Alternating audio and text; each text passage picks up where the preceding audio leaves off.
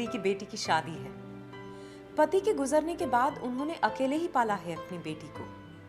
पहले group loan लेकर सिलाई का काम शुरू किया, फिर धीरे धीरे और लोन की मदद से अपने काम को और भी आगे बढ़ाया। लोन लेकर बेटी की शादी धूमधाम से करना चाहती थी, पर बेचारी का लोन पास नहीं हुआ।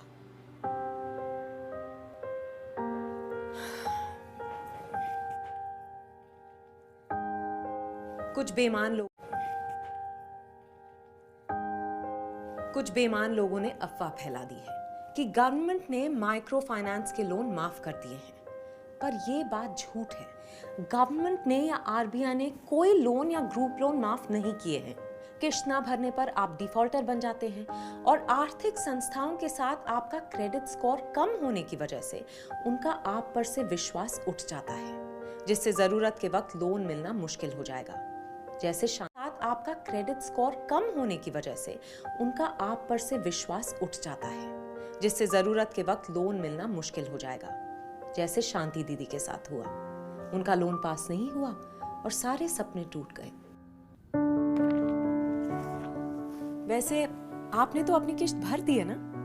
अगर नहीं भरी है तो अब भी देर नहीं हुई, आज ही जाकर तुरंत अपनी किस्त जमा करवाएं। दीदी की बेटी की शादी है। पति के गुजरने के बाद उन्होंने अकेले ही पाला है अपनी बेटी को। पहले ग्रुप लोन लेकर सिलाई का काम शुरू किया, फिर धीरे धीरे और लोन की मदद से अपने काम को और भी आगे बढ़ाया। लोन लेकर बेटी की शादी धूमधाम से करना चाहती थी, पर बेचारी का लोन पास नहीं हुआ।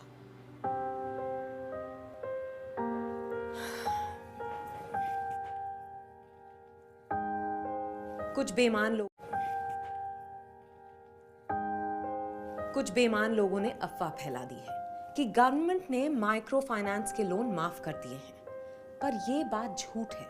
गवर्नमेंट ने या आरबीआई ने कोई लोन या ग्रुप लोन माफ नहीं किए हैं।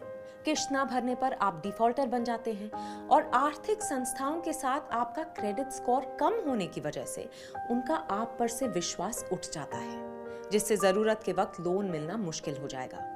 जैसे आपका क्रेडिट स्कोर कम होने की वजह से उनका आप पर से विश्वास उठ जाता है, जिससे जरूरत के वक्त लोन मिलना मुश्किल हो जाएगा।